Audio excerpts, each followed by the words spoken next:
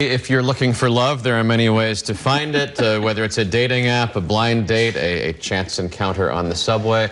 One New York City woman is taking her search into a different format. Real estate broker Ann Cutbill-Linane made a taxi ad, a similar ad to what she's made for her business.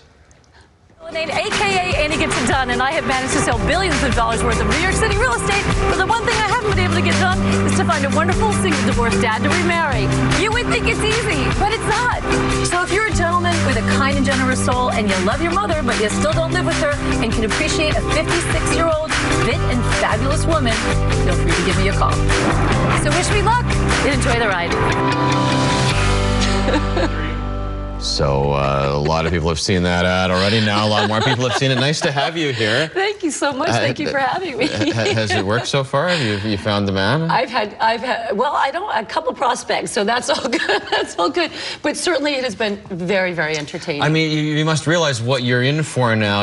When you put the word out like this, you will get 100 people that maybe aren't worthy of consideration, but maybe somewhere in there there's another 50 who are. Well, you know what? It's not worthy of consideration because the same way that I'm putting myself out there and taking that chance, the fact that somebody would write to me and take that chance to reach out to me has been awesome. And what I have not been surprised by, because I just felt that this was going to be the case, was the support from women, how it resonated with women, and they are stopping people on the street. I had one woman that said, "There's a guy that walks his dog next to me every day," and I thought now he you're was getting single. set up. Right, and they literally, she ran after him on the street and said, "I have a friend for you. Are you single?" Okay, I love it. I have so many questions, and there isn't Okay, enough time for all of them. You specifically say you want a divorced or widowed man.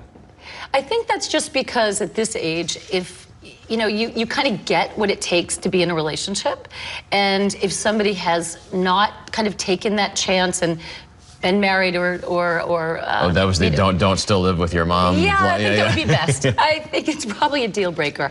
So the New York Post wrote this up yesterday. Right. Was media attention part of your plan to additionally get the word out? I mean, you could end up with 1,000 prospects here. I could. So, and that's not a bad thing, right? No, I'm a great marketer. So I have been marketing my high-end real estate for my 35 years in the business. So if I can, if I can do that, I can certainly market myself.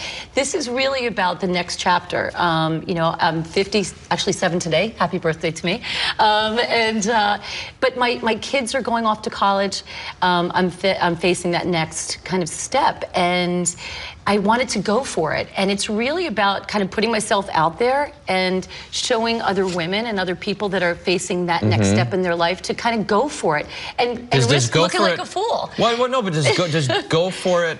Scare off some of the men who might be interested? If I hear one more time, you might be intimidating to men because you're successful. No, but it's like, really? Is that a bad thing? If you don't need a man, is that a bad thing? If you want a man and you want love in your life, that's what I want. I want a good human being. Do your kids think this is a terrible idea? At first, I mean, they're teenagers. At first, they said, "Oh my gosh, you're crazy." But I think with the support of other women, their moms, their friends, and that have just seen that I've just gone for it and not really cared about what other people thought. We saw a little glimpse of this in the video that you host these events called Wise and Wonderful Women. Yes, Wise and Wonderful Women, NYC. The last year, I shot the commercial about a year ago, and I didn't feel like it was right. And the reason why it wasn't right is I realized that I had to say my age. And I had to embrace it and celebrate it. And so that's what I reshot it. And it was the courage of women and hearing about their fear of taking that next step. I mean, when you're in your late 40s or 50s, 60s, when you've been in a job that maybe hasn't been fulfilling, a relationship that hasn't been fulfilling, it's really scary. And I've raised my kids and had a very successful career, but they're off. My nest is empty, and that fear of really now making room in my life for a man is my next step. So I said, you know what? If I can't, I've got to walk the walk, and I certainly did it in a big way. I can imagine that sleeping in past 6:27 a.m. is something that you had in mind for your birthday. So I appreciate you being here. Thank you for having me. Thanks, Sam.